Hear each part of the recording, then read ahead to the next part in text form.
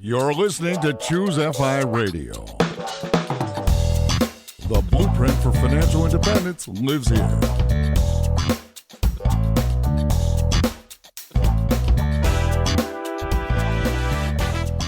If you're looking to unlock the secrets to financial independence and early retirement, you're in the right place. Stay tuned and join a community of like-minded people who are getting off the hamster wheel and taking control of their lives in the pursuit of financial independence. Choose FI, your home for financial independence online.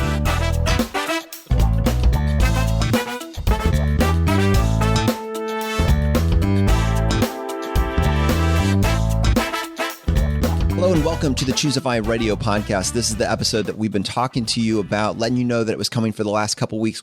We're bringing Dominick Quartuccio back on the show today. We featured him in episode 31 in one of our most highly regarded episodes, Design Your Future. I'm just going to be honest with you. You should not start with this episode. If you have not yet listened to Design Your Future, go back to episode 31. You need to start there. But once you have gone through that entire episode and wrapped your head around those concepts, you're ready for this. Today, we are going to be talking about drift. And frankly, I'm just going to let you guys know that within the next year or two, this is simply going to be a TED Talk. I don't know that because Dominick has told me this, but this is one of the most important and powerful topics that I'm not seeing enough people talk about. And I can see the writing on the wall. This is going to happen, but I'm really excited that you get to hear it first. And to help me with this, I have my co-host Brad here with me today. How you doing, buddy? Hey, Jonathan, I'm doing really well. It's always a pleasure to speak with Dominick. To have him on the podcast is just such a treasure for our entire community. So this should be an interesting conversation, both about drift and how that actually impacts our lives with technology and other ways that we spend our time. And I think this is really important.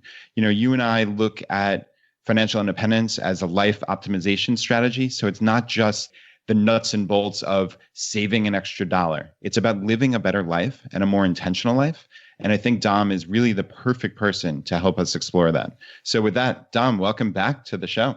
Brad, Jonathan, it's so awesome to be back. And I know I've said this before, but you guys rocked on your NBC television news segment. And I cannot praise you enough for the work that you're doing in taking something like this and making it so accessible to many. I think you guys are putting a dent in the world, and I can't wait to see the impact in the next year, 3 years, 5 years. Well, Dominick, I've gotten a chance to witness you doing a keynote event, and you're phenomenal. So that's high praise and so appreciated. And the only thing I can say is that when we were on that NBC station, we didn't have to think of what we were going to say. We weren't scrambling. We've been living this out, these conversations out over the last 2 years. So it was just the natural response at that particular point in time. I love this information. And as soon as I open my mouth, it's hard for me to not talk about it. That's how much I enjoy simply the conversation. It's so obvious to see, fellas. There's just, you guys are dripping with authenticity and approachability. And that's why you guys continue to grow at the clip that you do. So it's awesome to see.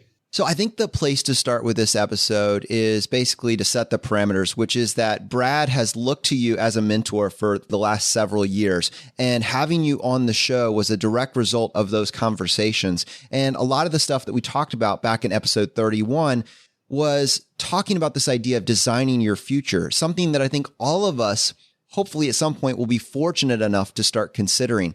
And we knew we wanted to come back to this conversation, have you back on and go a little bit deeper into this concept of drift. I think for our audience, although we touched on it in episode 31, I'd love for you to kind of reintroduce it. What is drift and why is this something that all of us should be concerned about? Okay. Drift is the enemy of intentionality. And so in the context of the FI community, you are living an intentional life around how do you spend less, save more, invest the difference, and then live a life of freedom within a period of whatever the horizon is that you've specified in your life. That is a very intentional way of living your life. Drift is the opposite of that. It's when you start to just move away from those commitments that you've made to yourself, and drift is constantly pulling at us to keep us off track.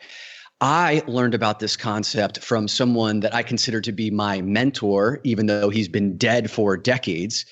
And the gentleman who introduced this concept to me is the author of Think and Grow Rich fame, Napoleon Hill. there have only been 15 books that have ever sold over 50 million copies in the history. These are non-religious texts. And most of those books are like Harry Potter type books or The Hobbit. The only business book that has ever sold over 50 million copies is Napoleon Hill's Think and Grow Rich. So who's Napoleon Hill? Napoleon Hill grew up during the Great Depression era, and he had a mentor by the name of Andrew Carnegie, right? So the Carnegie fame. And Carnegie said, Napoleon, if you want to learn about what makes the most successful people in the world successful, then you have to interview the most successful people of the world, interview 500 of them and mine their secrets. And so that's exactly what he did. He went out and interviewed the Henry Fords, the Roosevelts, the Rockefellers, and distilled their secrets and wrote the book, Think and Grow Rich, which became this Bible for how to attract riches and abundance into your life. But what I was most interested in was the second part of the challenge that Andrew Carnegie gave to him, which was to say, and if you really want to understand the human experience, then you need to go out and interview 10 times as many people who, on their deathbed, recognize and acknowledge that they left chips on the table, that they did not live a life of intentionality and are willing to be honest with you about what they did and didn't do that put them in that place where they ended up on their deathbed in a place of regret. So the consummate overachiever Napoleon Hill went out and interviewed not just 10 times as many. He interviewed, I think it was like 50 times as many. He ended up interviewing 25,000 people over a 2 to 3 decade period who felt like they left chips on the table. He mined their stories, and he ended up writing a book called Outwitting the Devil, which is the bookend to Think and Grow Rich. It's this cautionary tale about what happens if you live in a life of drift. The book was deemed so controversial because he takes some shots at educational systems and religious institutions, and his family buried that book for, I think it was like 7 or 8 decades. It only became available in 2011. I bought the book on a recommendation from a mentor. It was sitting on my nightstand collecting dust. And when Hurricane Sandy hit here in New York City, power went out, no running water, no cell service, no electricity for 5 days. All I had was a flashlight and that book. I dove into it, and I ended up reading something that sunk into my core, that with no other distractions available, it just like reverberated inside of me in a way that changed my life forever. The passage that I read was written from the standpoint of the devil speaking. And the devil in this book is basically a collection of the 25,000 people's state of drift. And what the devil said was, the way that I get people off track is I enter the minds of people through habit. And in habit, I establish this practice of drift. And when I get a person to drift, I can lead him straight towards the gates of hell. And what he's talking about there, about establishing this habit of drift, is that we think on this conscious level that we are making decisions consciously, actively, proactively, when in fact, we're actually just running on autopilot. We're letting our habits and patterns that we've accumulated over the course of our lives lead us through this hypnotic rhythm of life.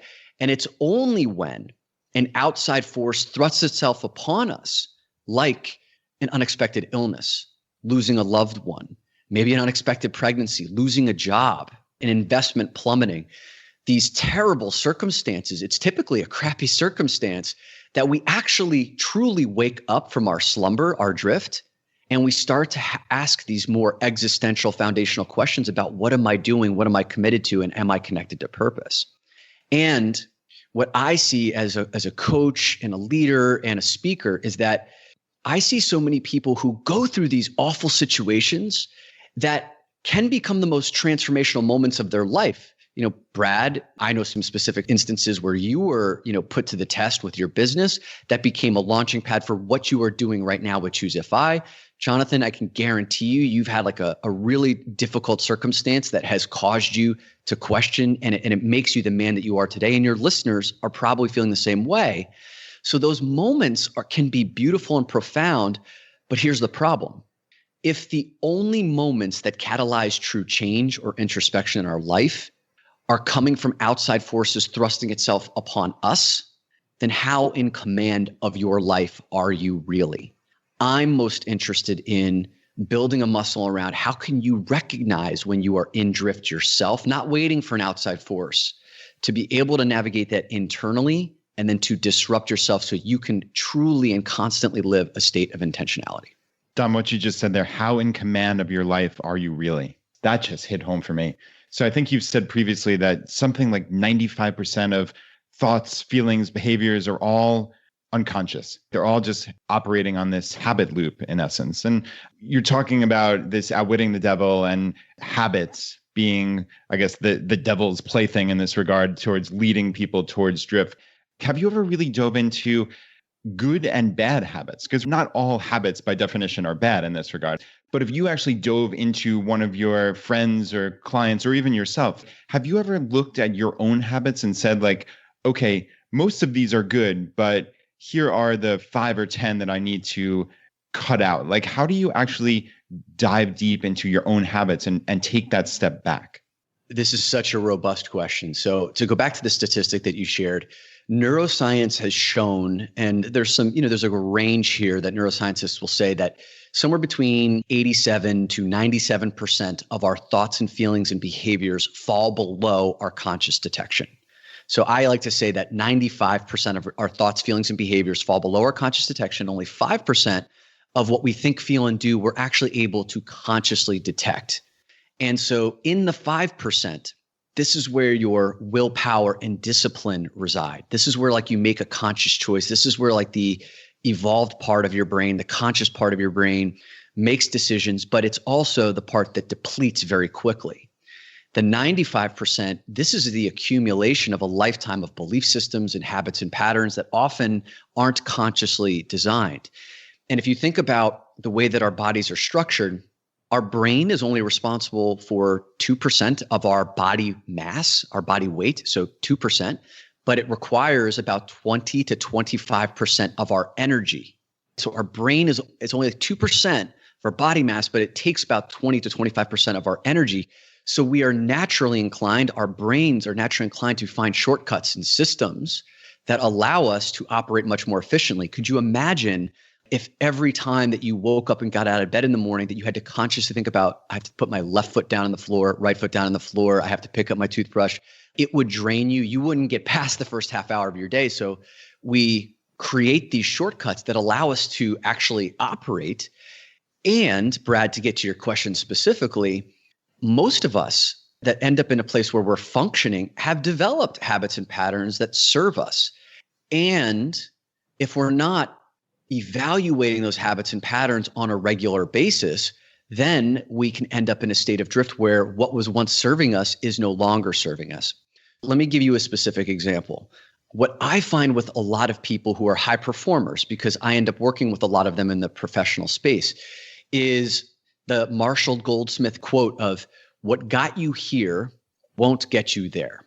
So for example, one of the things that I find with high performers is this constant theme of they got there because they worked harder than everyone else. And they built this muscle of being first man, first woman in the office, last man, last woman out of the office. And that is a strength, that is a habit, a skill set that you build up over the course of a lifetime that can serve you very well. And then you realize, most people don't realize that is not a scalable model. There are only so many hours in the day. You only have a certain amount of energy that you can capitalize on. And yet when you reach this threshold of now, you have to go to the next level. Like you want to double your sales goal, or you want to double your free time, or you want to double whatever it is. You can't do that by continuing to work more. You're actually running yourself into the ground. But most people don't stop and inspect that belief system around, oh, the only way I can achieve more is by working more. They just don't even question. It's not even on their radar. And so I find people constantly pushing into the state of burnout where they're taking on everything at work, everything at home, everything in their friends' lives come to them because they're that consummate high achiever. And without stepping back and looking at, is this system outdated? Am I running on iOS 3 when it's like iOS 11 time? Then you are draining your battery in a way that's no longer serving you. What does it look like to hit a reset button on that? It can be painful at first, Jonathan. It can be extraordinarily liberating. Let me give you an example of my life. So a specific example of my life. When I was 25 years old, I was this like fresh-faced kid at Prudential Retirement. So we sold 401k plans and pension plans to large organizations. I was this super lowly sales support person that supported like our top salesperson. And I looked at the salespeople and I was like, these guys call their own shots. They make a ton of money. They have expense accounts. Like, I want to do what those guys do. They seemed like they walked on water.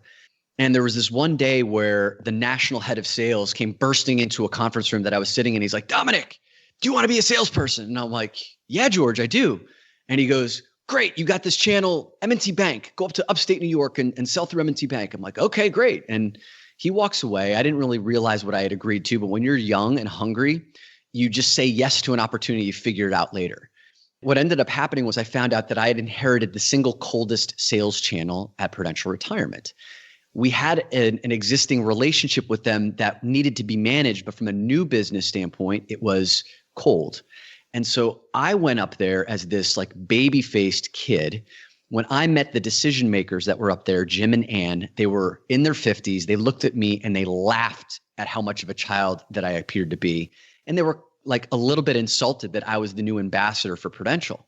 What I had to do with them was to say, guys, to be honest, I don't have experience. I know I look young. What I lack in industry knowledge, I will more than make up for in hustle. And if you just give me a shot, I will be the most responsive person that you've ever met.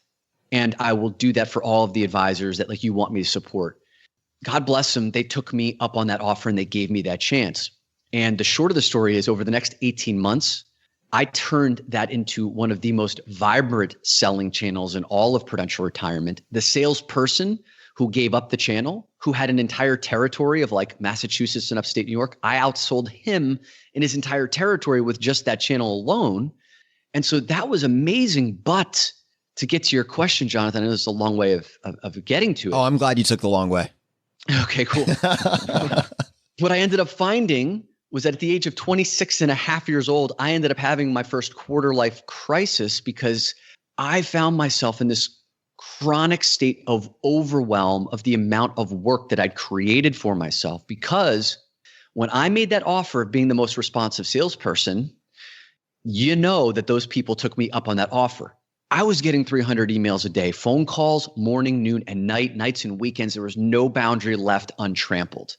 I found myself stuck in this place of, I can't change this because I'm making too much money, because I'm now hitting this trajectory where my company thinks I'm great. I've got this path as a young guy that I could do whatever I wanted. And there was all of this social agreement that this is what the job is, kid.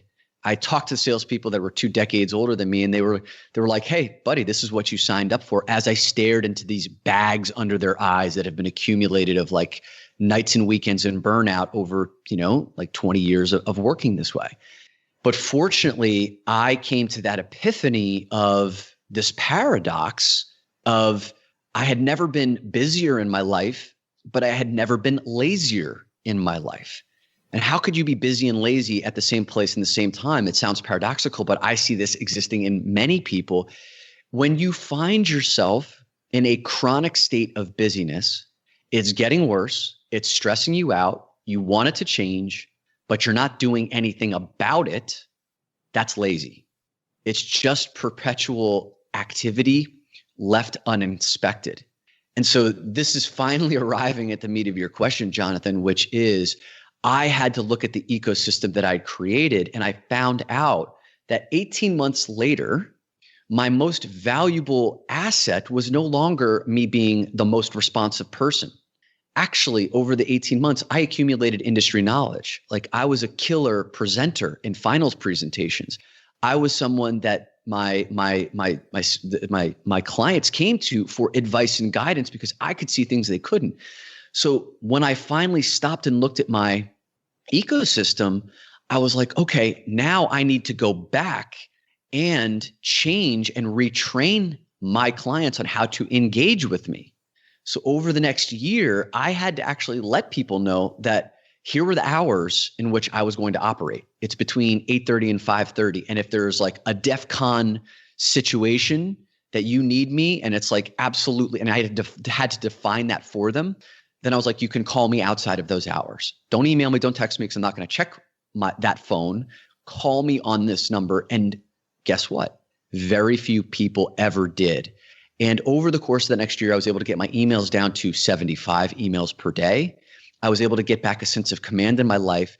And there were some eggs that were broken over that period of time where I had to have some difficult conversations with people and navigating them from what they were used to, because it was easier for them to just hot potato emails and messages to me. But once I navigated them through that change process, I ended up in a place where for the next decade of my life, I was hitting numbers, I was ascending in responsibility in the organization, and I had a life that incorporated balance where very few other of my peers had the same thing. And it was because I stopped, looked at that limiting habits and patterns and changed. Let me go a little bit deeper on kind of that story that you told right there. I'm really curious if you reflect back on your journey, and I would say that by almost any criteria, you are a unparalleled success in your field, in your profession, and that profession has kind of shifted over time. If you look back at your path to where you are now, would you say that that hustle and being willing to take all and be the most responsive person, was that the wrong way to do it? Or was that like a time in life and at some point you will and should pivot? Love that question. I think it's kind of like startup mode. So the analogy I would give is if someone's starting up a business, the hustle and the grind is an inevitable part of that build up.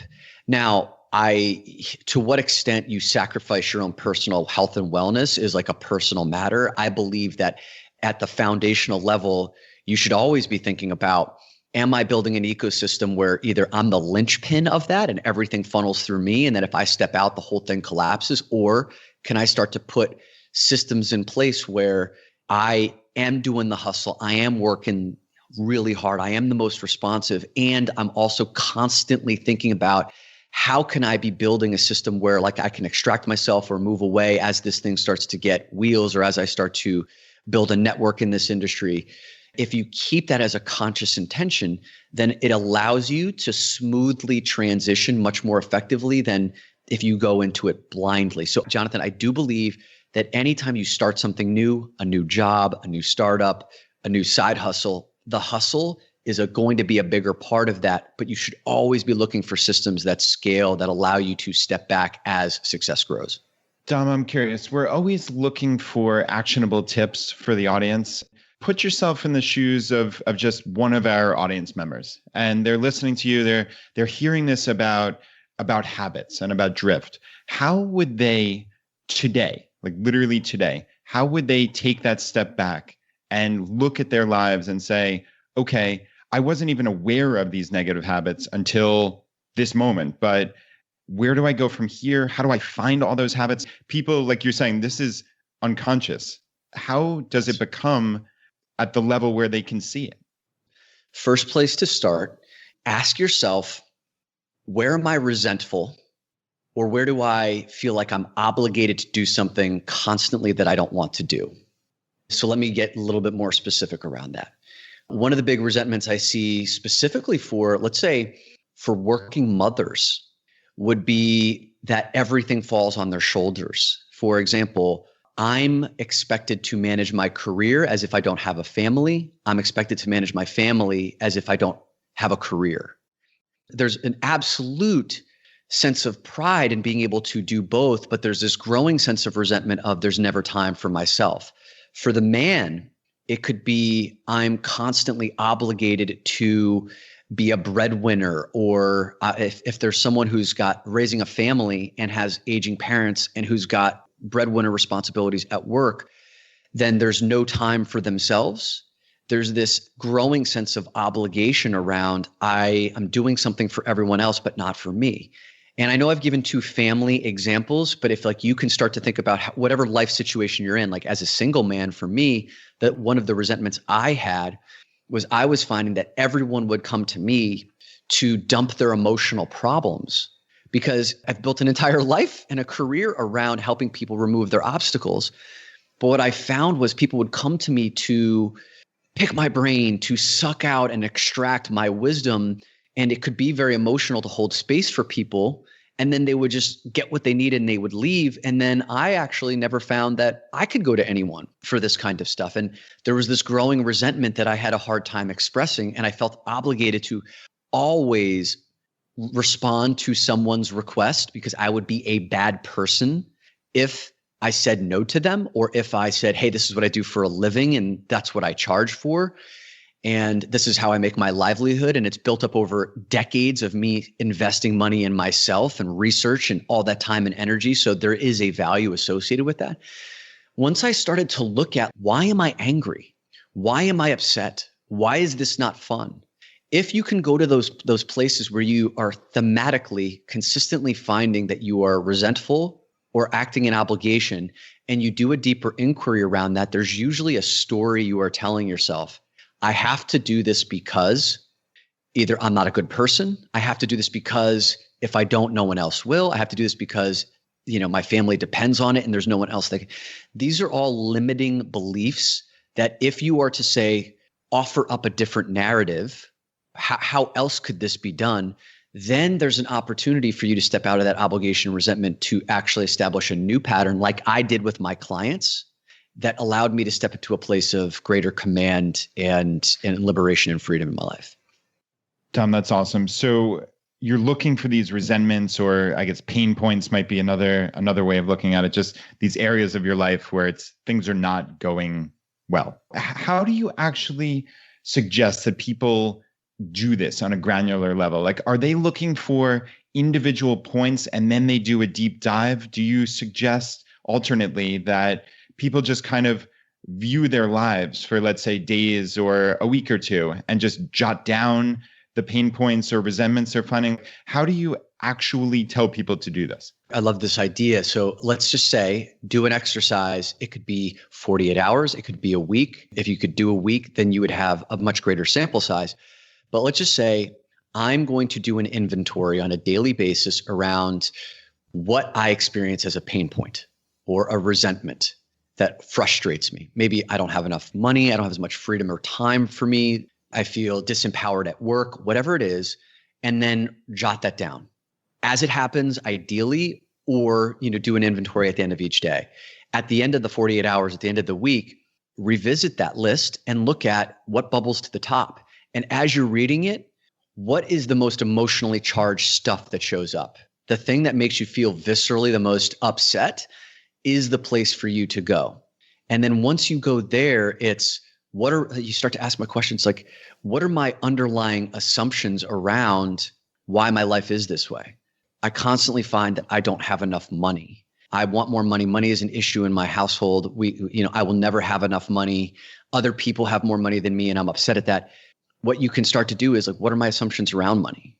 Maybe money is evil, or I learned when I was a child that money was the root of all evil, or I learned that I don't have self-worth and I don't deserve money because I don't have a high opinion of myself. And are these things true? No, they're things that are operating in your blind spots. But once you get a chance to awaken to what's going on in that 95% of your thoughts and feelings and behaviors that are below your conscious detection, you can bring them above the surface and then inspect whether or not they have a place in your life. So Dom, obviously we're talking about diving into the really impactful ones first, but I mean, people have many habits, right, that aren't serving them. And they might just be as simple as something around technology or something around, I don't know, some way they communicate with family members wouldn't rise to the level of what you're necessarily describing here, or at least how I'm hearing it. At what point do those items get tackled? One of the biggest things that I see keeping people in a state of drift is technology, specifically our phones. Whether I'm talking to high performers, whether I'm talking to people who are farmers, whether I'm talking to people in Dubai, an emerging nation where when I was walking down the streets, construction workers on breaks, 100% of them are using their iPhones. Our technology is not just in adults' hands, it's in children's hands. It's a family issue. It's a productivity issue. It's a personal mental health issue. One of the things that I've started to discover is that we've allowed this amazing technology into our lives without questioning what role we want it to play. Let me start with this caveat of I am a huge proponent of technology. I'm usually one of the first people to buy the iPhone. I bought the Amazon Alexa before like any of my friends had it. So like I love how it can connect us, FaceTiming with someone around the world, Skyping like what we're doing right now, podcasting. Like technology is an essential part of our lives. However, most people do not realize how pervasive it is and the levels of stress that it causes and how it's keeping you from living a life of intentionality. So some statistics that may blow your mind around our cell phone use. Number one, 70% of business emails are opened within 6 seconds of it landing in your inbox. 70% of emails are opened within 6 seconds of landing in your inbox. That's staggering. 80% of people have experienced phantom phone vibration. And what that means for those of you the 20% who don't know what I'm talking about, it's where you pull your phone out of your pocket or your purse because you could have sworn you heard it ring or buzz and actually nothing had happened. And among the teenage population, that's like, this is actually a phenomenon it's extraordinarily present. 91% of adults never allow their cell phone outside of an arm's length away from them. And you better believe technological manufacturers are trying to figure out a way to make that 100%. That's why the Apple Watch exists. Like they want it on your body at all times. And the biggest statistic, this is the one that scares me the most.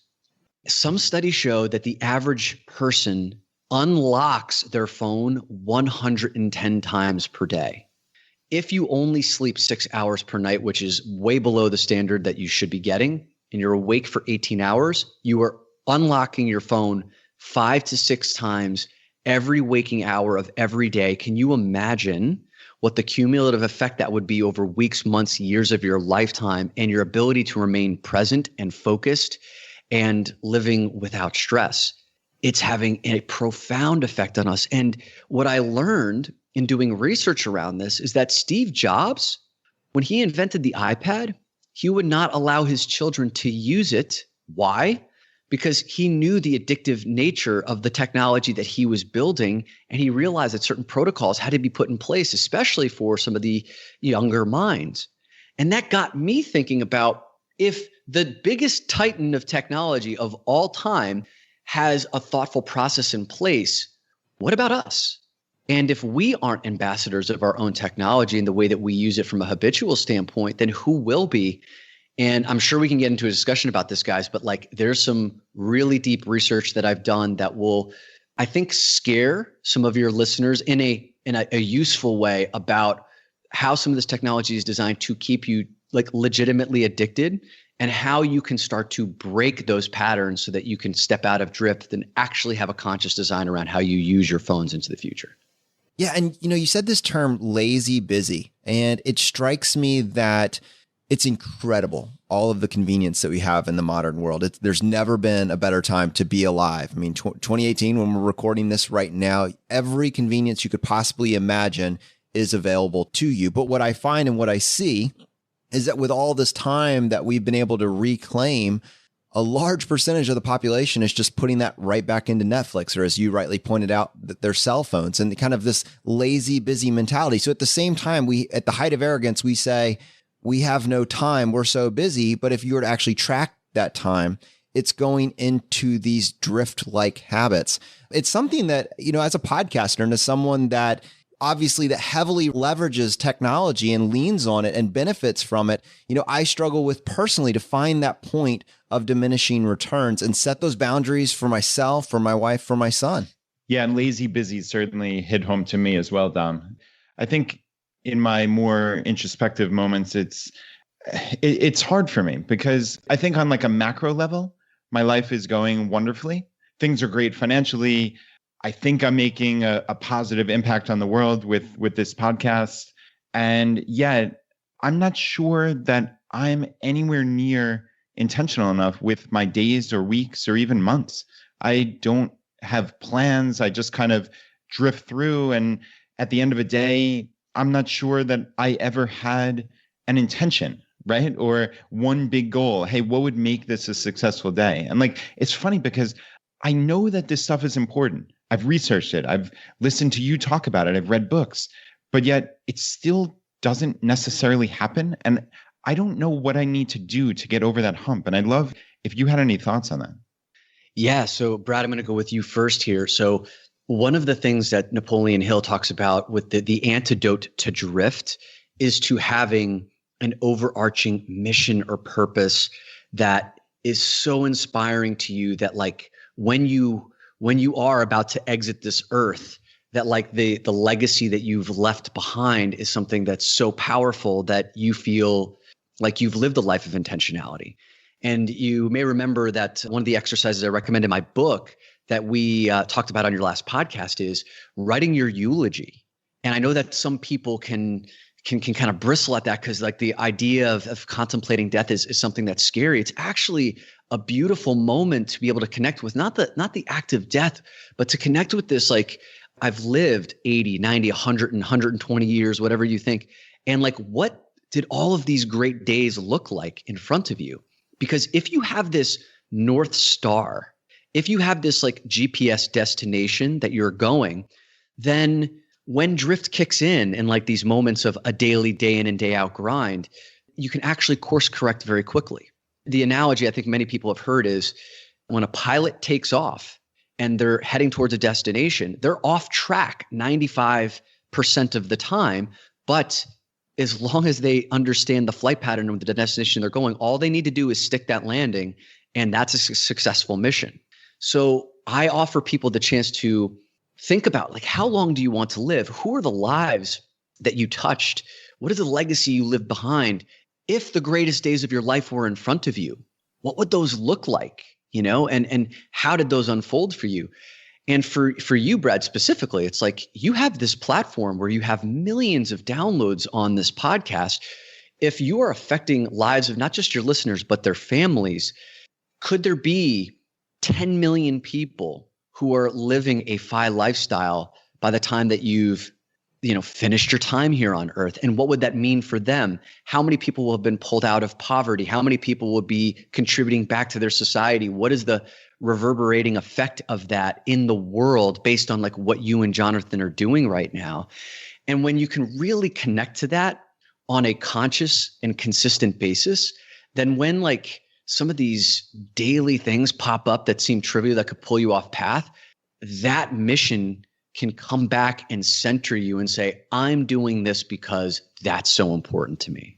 And here's the line that I continue to grapple with. What if that mission in and of itself becomes addicting? And you're talking, this all has to happen in the context of balance. That mission is incredible.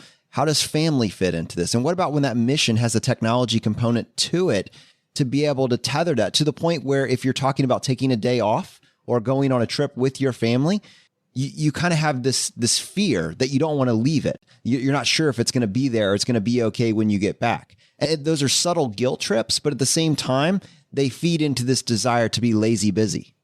Yeah. And okay, so let's get really specific then maybe about technology, because this is the thing that even if you have an overarching purpose can still get in the way of you living a life of intentionality. So let me give you a prime example of someone who lives a life of intentionality. You've had him as a guest on your podcast. His name is Corey Mascara. Corey is a great friend of mine. Corey is a mindfulness instructor.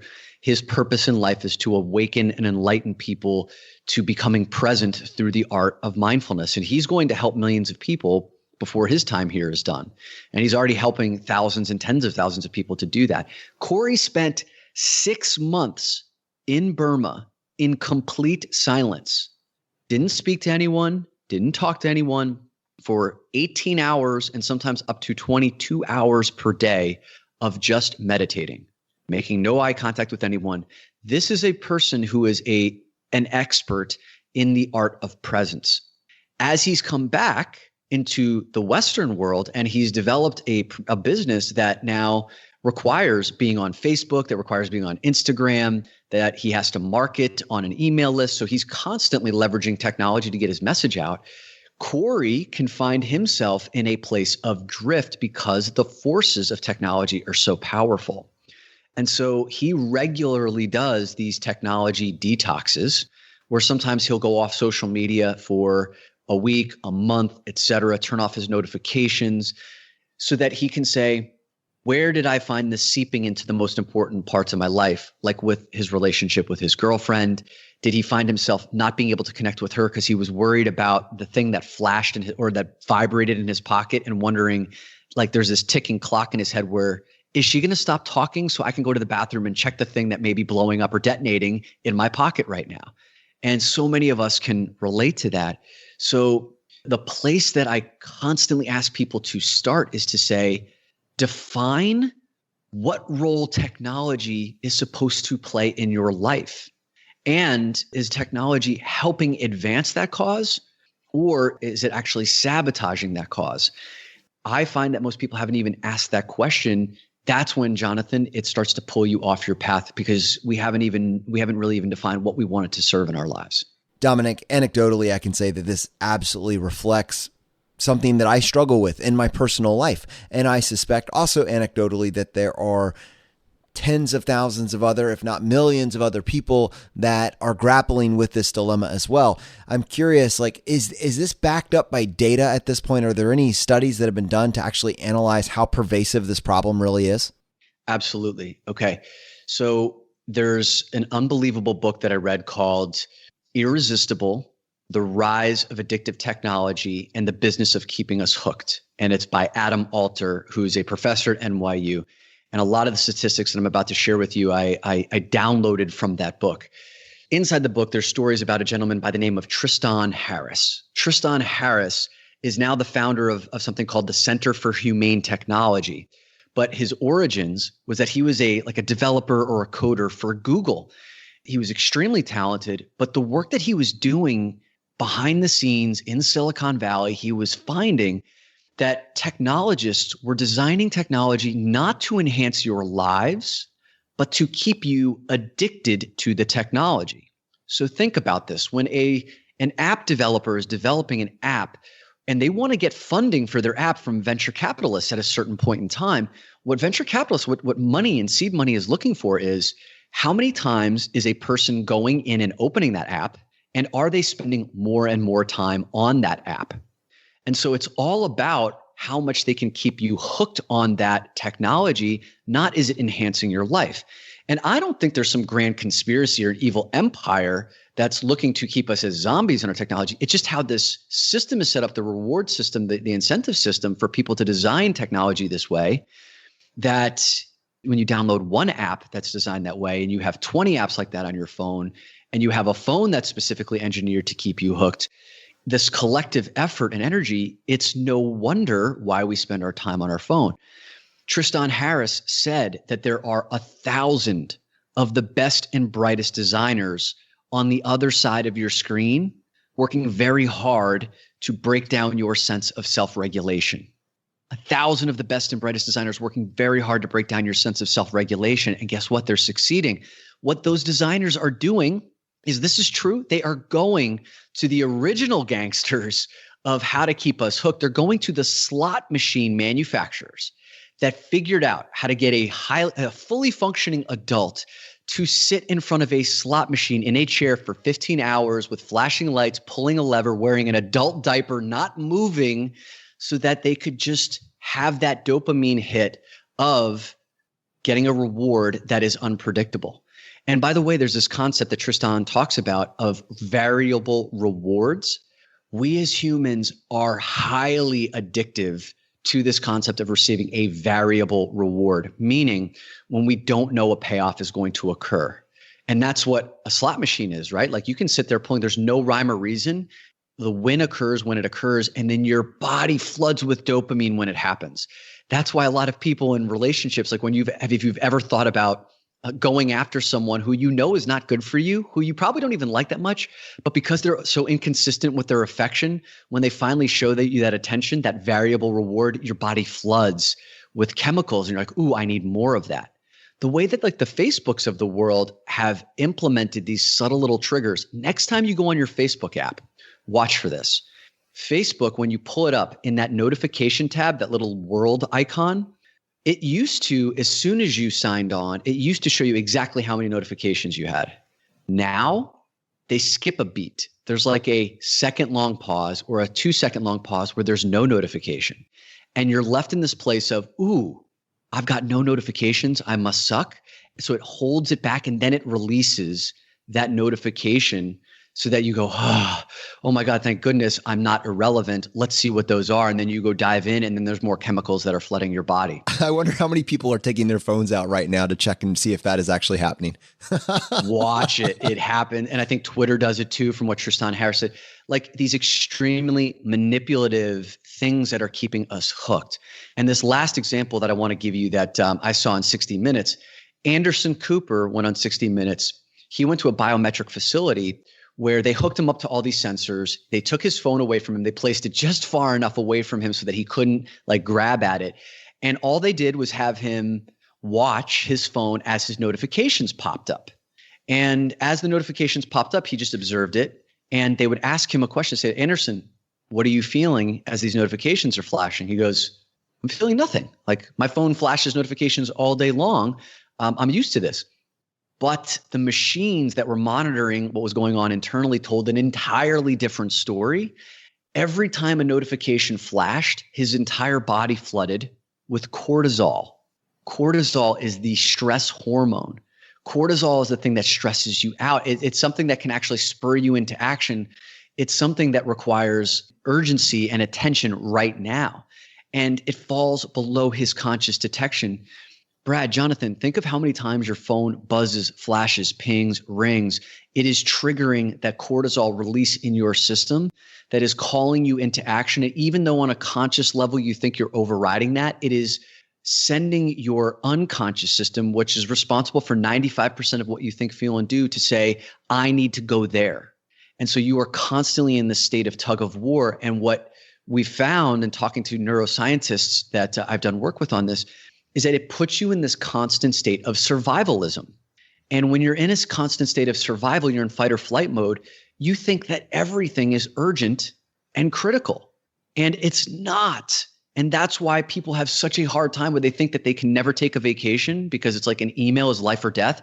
No, you've just trained your body and your system and your chemistry to feeling that way.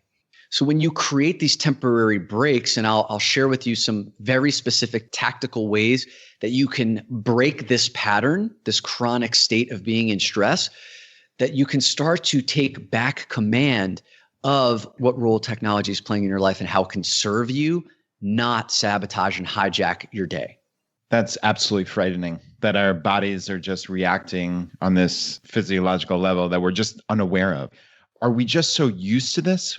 And we just simply tune it out. We don't detect these cortisol spikes. Do you think if you, at the very beginning, the first couple of times, you would have noticed you were in an anxious state, like the very first, couple of days you had a phone? Or is it we just simply don't detect this? Like, is it too little? Or what do these spikes look like on a real basis?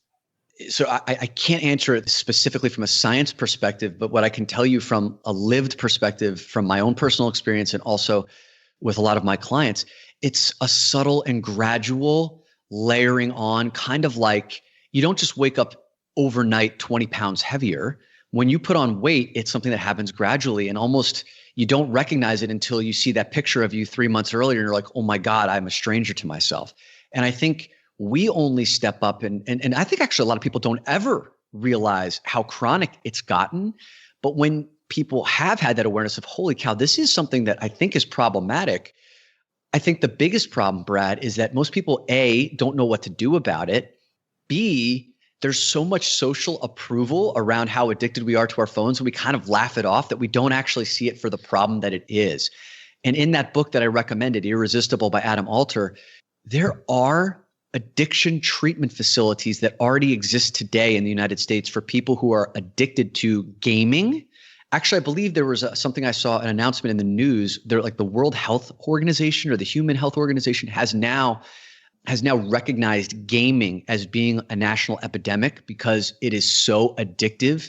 And technological manufacturers, gaming manufacturers, test kids in facilities to see how they're responding to the game, that if their blood pressure does not spike to a certain level that actually reaches upon what people experience when they're on cocaine, they will go back and tweak the game until it reaches that level, because that's the optimal state where a person will play a game for 12 hours.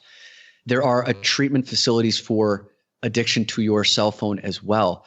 I'm getting so fired up around these statistics, Brad, and I'm losing sight of the original question that you asked, which I believe really around, do we know when it's happening to us? I think the answer is, I think we're starting to get a sense of it, but I don't think we are treating it with the kind of urgency that we need to, and it's becoming a growing epidemic.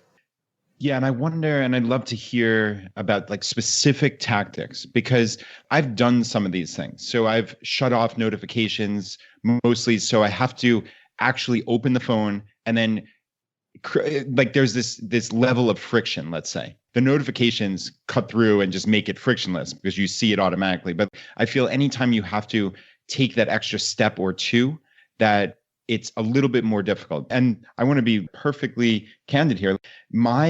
Just in recording this podcast, and it's funny, Dom, because even just hearing you talk about this and trying to become more aware of these unconscious habits, it's amazing how you can see them. So perfect example is when I'm recording, I have a stand-up desk.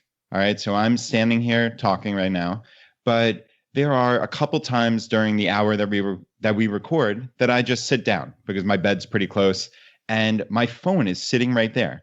Literally every time I sat down, I looked at my phone. It was only 15 seconds each time, maybe less, because obviously I'm listening to you and Jonathan clearly, but I checked my damn phone while we're talking about this. How pathetic is that? You are so pathetic. I'm so embarrassed for you. No, I'm just kidding. I'm sure I did too. I'm sure you checked it 30 times in the last. I was so much better. I used the desktop web app. Nice. But you know, Tom, isn't that amazing? I try to set up systems, but yet it's something like that I just wouldn't have even noticed. Why is my phone right here at the foot of the bed as opposed to 10 feet away where there's no possibility, just because I'm tethered in here to my computer, there's no possibility then that I couldn't check it. Isn't that amazing? It is and it isn't. So the first thing, Brad, and I know you're being totally tongue in cheek about this, but the first thing that we have to do as we approach our technological habits is to give ourselves a break. Like I know you said, isn't that pathetic? The answer is no. Absolutely not, because the way that our technology is designed is so intricately and wisely and brilliantly designed to have you do exactly what it is that you did. And it's playing to your neurochemistry. It's playing to the most like ancient, reactive, emotional parts of who you are. So quite frankly, it's not pathetic at all, Brad. It demonstrates that you're a human being, and it also demonstrates that there's more that can be done. So for anyone who's looking at approaching this, if you shame yourself around this, it's going to be a much harder road to toe. I think the first entry point is just realizing, wow, I'm up against a pretty big force here. I want to be light around this. I want to be playful around it. And I also need to understand, and here's the thing that I've understood in 2 years of really diving deep on this, is that there is no silver bullet that once you do like this one thing or these three things, that you will be on autopilot forever. You are constantly going to have to, like you are going to be drifting, and you're constantly going to have to revisit this stuff on a regular basis because the forces are so strong. And that's why Corey Muscara, 6 months in silent meditation, a presence expert, has to take his own detoxes. So give yourself a break first. Now, here's the first step that I took and I encourage everyone else to take. I mentioned this on the hot seat last time we talked, which was the first place you need to go is to calibrate how much time are you actually spending on your phone today. You need a baseline. If you have an iPhone, the technology that you want to download, and this is one that actually enhances your life, is called the Moment app. If you have an Android, I believe it's called Quality Time. What these apps do, they do three things. Number one, it tells you how many times a day you unlock your phone. Remember I said the average person about 110 times a day. You want to calibrate how many times a day you unlock your phone. Number two, it tells you how much screen time you spend. So it's not how much time you spend on calls, but how much time you're actually looking down at the screen, emails, text messages, social media. And I believe it breaks it down into like how much time you're spending on each of those apps. So like you could see where your problem childs are. By the way, the designer of this app said that most people underestimate how much screen time they spend by 50%. I was one of those people.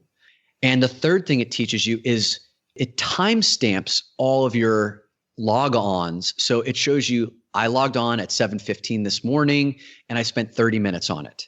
Or I spent 2 minutes here, 17 minutes there. which helps you to start to identify your problem times for the day.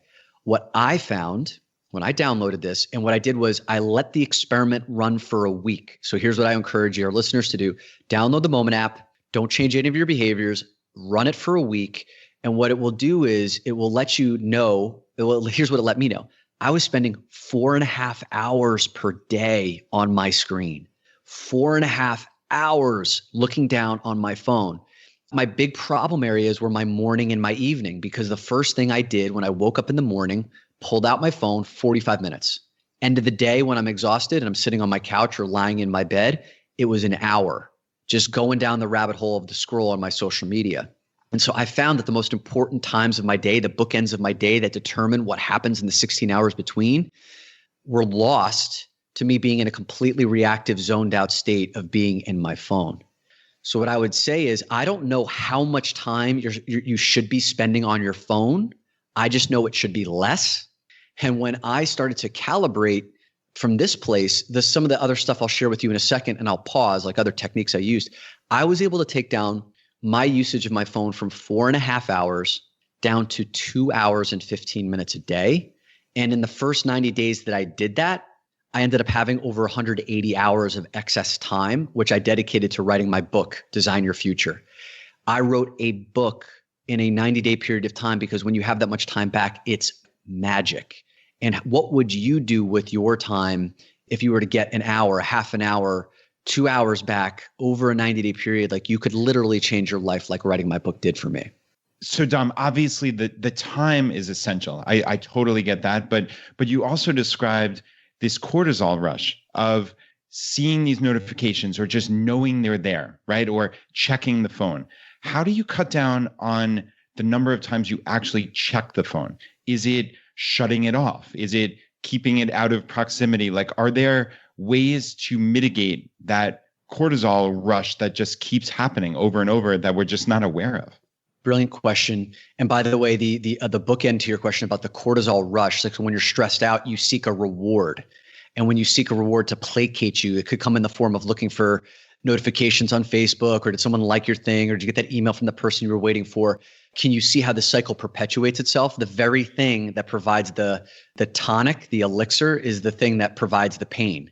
So you end up in this chronic state of just going down that rabbit hole. So the two things that I would recommend is, number one, I found that when I asked this question in audiences, that 90% of people use their cell phone as their alarm clock. And when you use your cell phone as your alarm clock, you're almost guaranteed that in the first 15 to 20 minutes of your day, you're looking at your phone, and it's the last 15 to 20 minutes of your day is looking at your phone. The first thing that I encourage everyone to do, that's what I did. That's why I had an hour and 45 minutes of my beginning and ending of my day was locked up in my phone. Take your phone out of your room, go old school, buy an alarm clock. If you don't think the government is listening to you and you're okay with having an Amazon Alexa in your room, have a voice activated device that will wake you up in the morning. That's what I use. Get your phone out of your room. That will immediately cut down somewhere between a half an hour to an hour of use per day. It will actually help you to sleep better and also start your day more intentionally. And the second thing, this is huge. This is about notifications. Your phone, when you accumulate apps and downloads, et cetera, like almost all of them are automatically set up to notify you. And I see so many different layers of notifications. Like if your phone is just sitting in front of you, people have notifications where like their phone flashes. They have notifications where something will pop up on the locked screen. When you're on your screen, there's these drop-down notifications. There's buzzing, vibrating notifications. There's the little red dots on the icons. All of those contribute to like the cortisol thing that you're talking about, Brad. And how many of those things are actually essential? So what I've taught all my clients is eliminate all non-essential notifications. I'm going to go to the extreme where I am right now, and then I'll dial it back. I only have 2 notifications, period. Number one, my phone calls. So I have my phone calls come through, obviously, because if people want to reach me, and I've trained people to know that if they need to reach me, that's the way to get me in a time-sensitive fashion. And number 2, my flight app for Delta, because I fly a lot. If there's flight changes, I need to know about it. That's something that's essential and timely. I have my notifications turned off for email, for text message, for voicemails. I have learned to go in and check every 45 minutes or hour or whatever. And by the way, because people have been trained on how to engage with me, if there's something urgent, they know to call. And so the things that maybe I missed out on, like early on when I transitioned to no notifications on email and text messages, yeah, there were some eggs that were broken or some things that I missed that I could have gotten in a timelier fashion. But those short-term pain points have vastly been overweighed by this ecosystem I now create, this freedom of not having to look or not being pulled out of my moment because there's something buzzing, ringing, flashing, or pinging. Yeah, Dom, it's just such powerful information. And I'm curious, do you personally turn your phone off at any point during the day or keep it away from you? What does your perfect day look like, maybe with technology or just generally speaking? Okay, cool. I'll answer the question about the phone. Do I turn it off? Absolutely. A big part of my work is to do deep thinking. Anytime I have to do something deep or strategic, phone's got to go off. My iPad, my laptop needs to go away because all of the most creative thoughts come after like 15, 20 minutes of maybe sometimes dealing with frustration, coming up against dead ends. It's when you break through that like the epiphanies occur. And I haven't read the book, but I've heard enough people talk about it and share stories with me about, it's called Deep Work by Cal Newport. And what Cal Newport talks about is like you have to create these environments where you don't have interruptions, because if you're thinking about something, if you're working on something strategic, it could be work related or could it be relationship oriented. If something pulls you out of it, like a phone call or an email or a notification, then it automatically shifts your attention and it takes like cognitive power to move over there. And there's this like cognitive residue that even when you take your conscious mindset back to whatever you were working on, this cognitive residue is still attached to that interruption. So your phone needs to actually not just be turned off, but Brad, to the point that you made before, it needs to be out of your eyesight, because as soon as you see it, you're going to be like, oh, I wonder what, is on Facebook, or I wonder what email or whatever. If you take it out of your sight, then it's one of the best things for you to be able to do the deeper thinking and without interruption. So the other question you asked about, what does like an optimal day look like?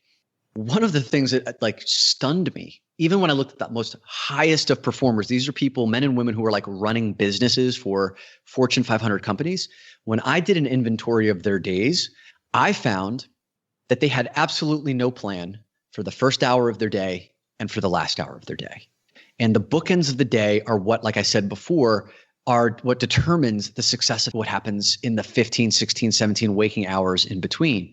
The most common way that I saw a person opening up the first hour was they would shoot out of bed and then like the fire hose would be turned on. So they'd be immediately into their phone, reacting to all the stuff that piled up over the night before, kids running around or screaming in their house, like getting them navigated out through the door. And then they would like race to work, where it would just be another constant barrage of meetings. And then at the end of the day, they'd be exhausted. And the last hour of the day would be kind of like disappearing into oblivion. So either just like scrolling on social media mindlessly or Netflixing themselves to death. And then they wake up, rinse and repeat. And it was no wonder that I was finding people who are living very successful lives that most people would aspire to have from the outside looking in. But it was truly like one day was bleeding into the next. And they would wake up 5 years later and be like, oh my God, all those things I said I wanted to do 5 years ago, none of them have been done. I'm doing the same things that I said I would stop doing. Here's something that I encourage people to think about for the first hour and last hour of their day. And by the way, if your lifestyle does not allow for a full hour right now, think about this as the first 15 minutes of your day and last 15 minutes of your day, and you can build up to an hour once you see how powerful this is. The first hour of my day is all about state. And when I say state, it's what state do I want to be in as I attack the next 15 hours of my day? For example, when I wake up on a day where I'm giving a keynote speech in front of 500 people, I want my state to be energized, present, and from a service mindset. What I mean by that is I don't want to be consumed with fears of how I look. Can I be a hero when I'm on stage? But actually coming from a standpoint of the audience, what are these people's problems? What are they coming to hear about? And how could I move them to higher ground?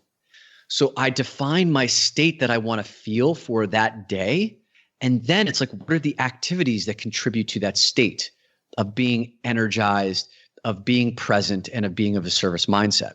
And for me, to be energized, like one of the things I have to do is I have to have some form of movement in the morning. It could be like 10 minutes of just exercise, running, push-ups, jumping jacks, followed by a cold shower.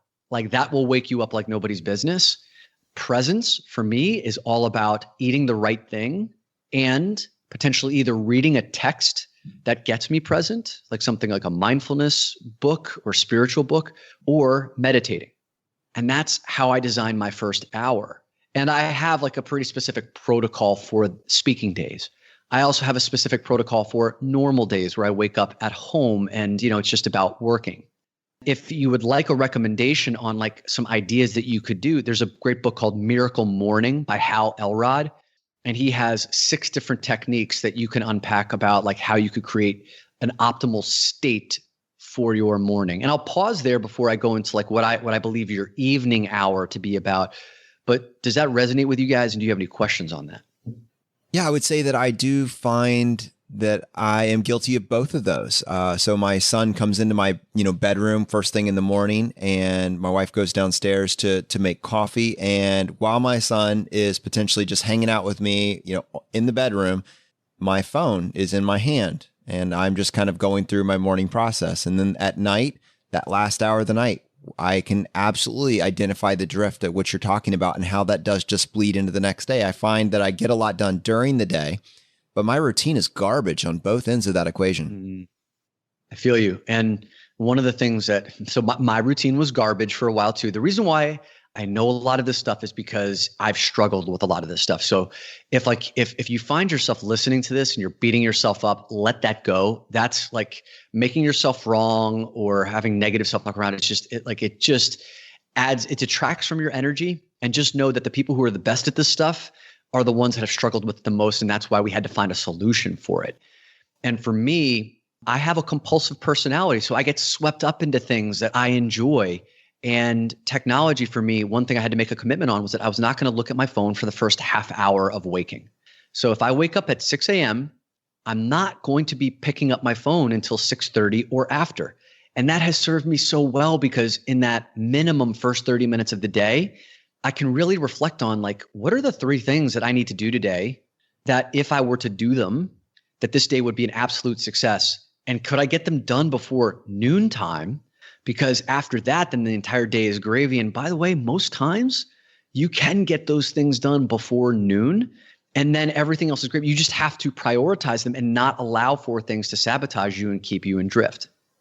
Yeah, not checking the phone. I mean, that, even though I have gotten dramatically better at this, so I leave my phone in airplane mode, and I find that helps significantly as far as not obviously checking emails or texts or whatever, because they're just simply not coming through. So I think I'm okay there. But where I get into trouble is listening to podcasts. And actually, Dom, we talked about this offline, and I've done dramatically better in that I've probably cut my subscriptions to 80% of my podcasts at this point, because it was just this point of overwhelm where I was just constantly stressed because I had this backlog of podcasts. I needed to listen to them because new ones were coming out. I think I've done better there, but I still listen to the remaining ones. And that's kind of the first thing I do in the morning. And then it's, oh, my bed is comfortable. I'm lying here. I would love to get out and do yoga or stretching, which is probably like my optimal morning routine, but it's inconvenient with the stupid headphones, right? So like I've built this script. I'd feel so much better the entire day if I did that yoga or stretching. Sometimes I just still lie there with these dopey headphones that are tethering me to this podcast. I think that awareness, I'm really going to try that. Don't even pick it up. Don't pick up the phone for 30 minutes. Get out of bed and do that. And I suspect that's going to be a much better and healthier day. Well, tying this all together, again, if you can go back to, if you get really present to what you want to leave behind when your time here on earth is done. What is this big work that you're doing? And you can keep that as a part of your consciousness every day on some level, right? Even if like you were to write a note to yourself, it's on your bathroom mirror, whatever it is. So it's like a part of your daily existence system. Then you will remember that the first hour of my day is all about managing optimal state. So my optimal state can help me contribute to the work that I'm doing that gets me towards that North Star of this place, this legacy that I want to leave behind, these people that I have impacted.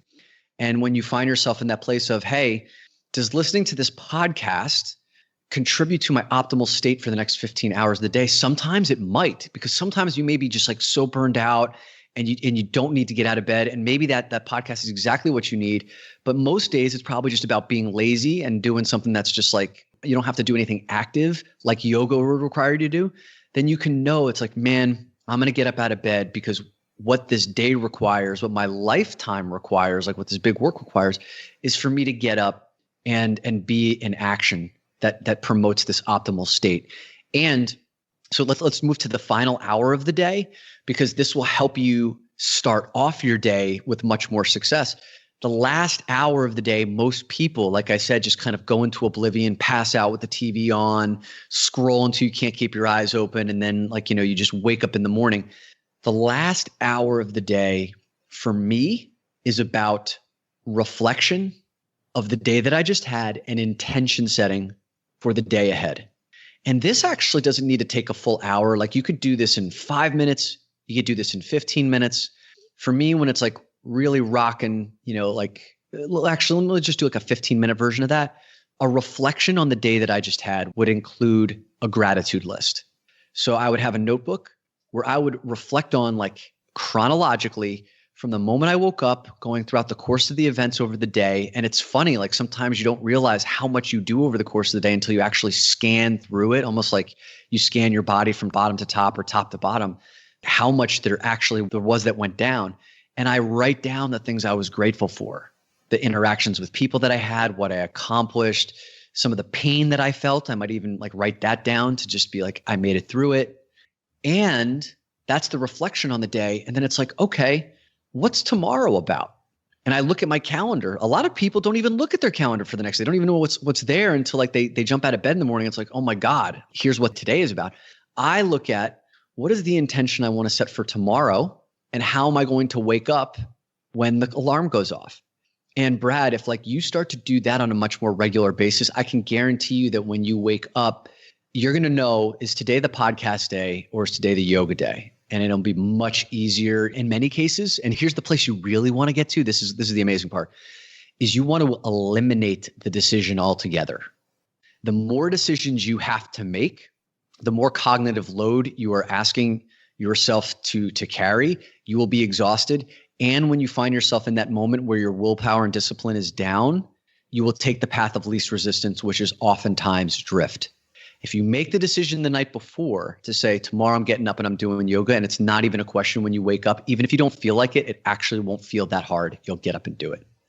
Dominick, this has been intense, and I mean that in the absolute best sense of the word. This podcast was exactly what I needed today, and I think it will be for so many of our listeners.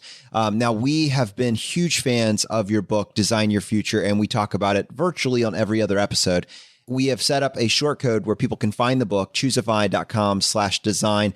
I highly encourage everyone to go give that a read. It will be a valuable use of your intentional time. But Dominick, for you today, what is the best way for someone to connect with you?